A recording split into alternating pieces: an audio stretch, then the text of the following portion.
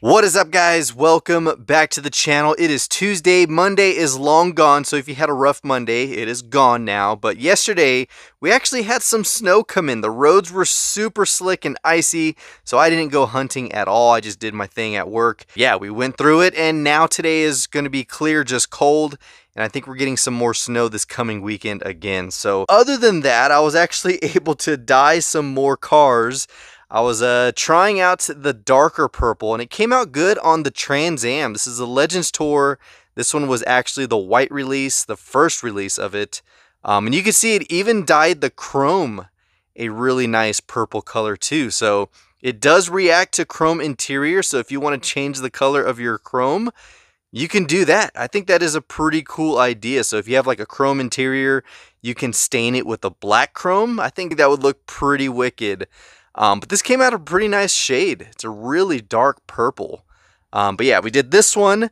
Then we also did the Matchbox Mustang. This one has some really nice details for headlights and taillights. But the only thing I wish I can control, which I probably could if I masked it off, was like the silver and white does get color shaded when you dip it. So, I mean, it still looks good. It's got a pearl white base on it.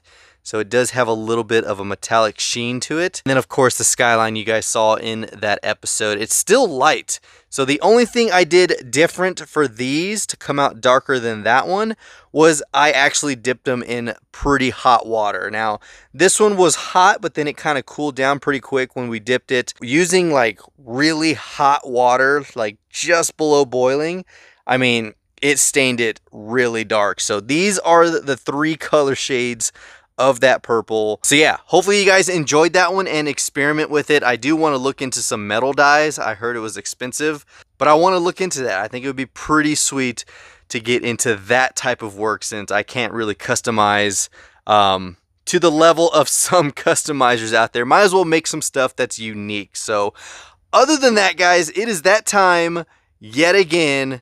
We have a mail call. This is from JJ Cars.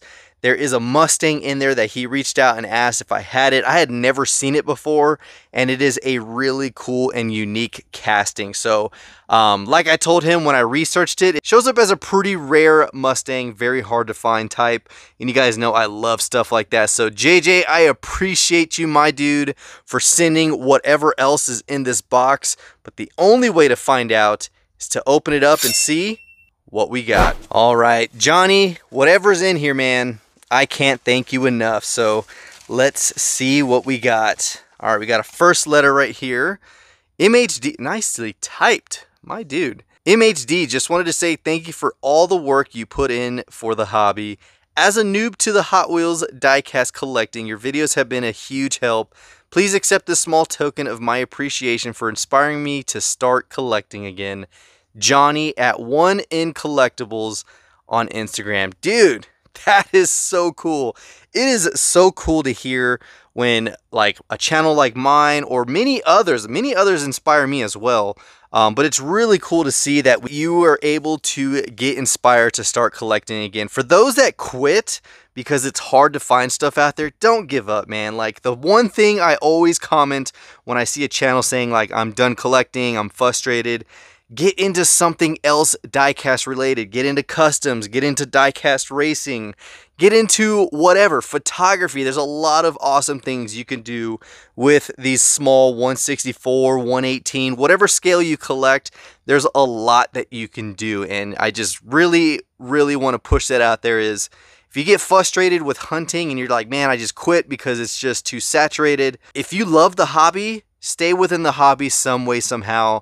But I'm glad that you came back to the collecting world. And yeah, we appreciate you, man. So definitely go check them out at 1 in Collectibles on Instagram. But yeah, let's see what else we have in here. Oh, dude. Oh, man. No freaking way. Check this out, guys. That is awesome. This is technically a Mustang, but if it doesn't fit in your collection or you already have it, feel free to pass it on. Oh, no. Anything with the iconic Mustang front end is a Mustang to me, except for the Mach-E. Like, I know it has attributes of the Mustang, but not a Mustang. But this one, oh man, freaking Castrol GTX, man.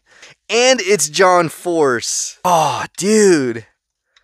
Check this out, guys. Oh, that is awesome.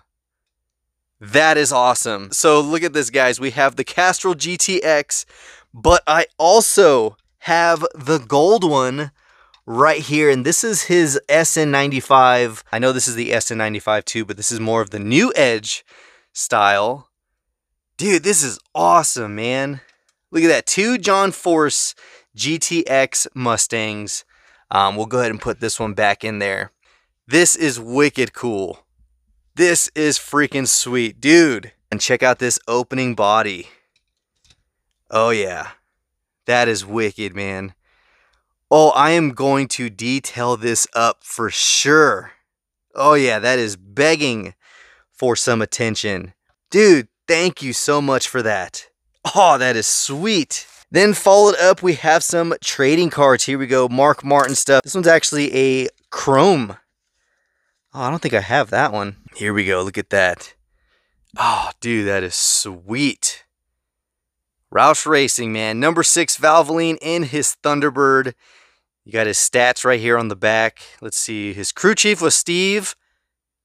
Looks like Himmel? I don't know. Of course, Jack Roush, Liberty, North Carolina. That is super cool, dude. Oh, I love these.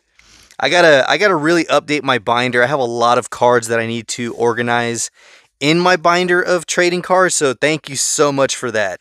All right, it looks like the last one is the Mustang that he sent me a picture of. Oh, yes, dude. Nice. Look at that. 4-eyed fox body right here in yellow. And this one says Uniborn. So when I looked it up, this is a pretty rare casting. Now, I don't know any other details other than that, but you guys let me know. But yeah, this one is definitely new to the collection. It kind of reminds me of the Corgi casting right here. You can kind of see a little bit of a similarity. But yeah, a lot of yellow fox bodies have been out. I mean, we have this one, we have that majorette, another majorette, this one. Yeah, there's just a lot of vintage fox bodies that came out in yellow. There you go, you got Mustang on the hood, black stripes. Yeah, that is cool, dude. My man, thank you so much, dude. That is awesome. Let's go ahead and clean this up. So with this, we will set this off to the side because you guys know I collect everyone's letters and all that good stuff in here. And stuff like that, man, that is awesome. So let's go ahead and put this one in here. It's like memories, man.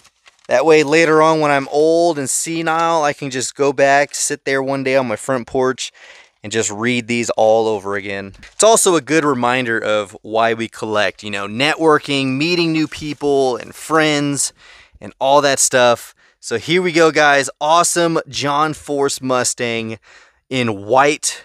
That is definitely an awesome piece. And then the Uniborn Mustang right here with the Mark Martin trading card. So Johnny, thank you so much for this. These 2 cars right here are definitely welcomed into the collection. So that is all we have for this episode, guys. Like I said, be sure to follow my man on Wanting Collectibles on Instagram. I'll have his link down below. But yes, Johnny, again, thank you so much. Hopefully you enjoyed this video. If you did, give it a huge thumbs up. And of course, comment down below if you have any more facts on this Mustang. And yeah, that is all we have for today, guys. So until next time, this is the Mustang Hunter. Peace.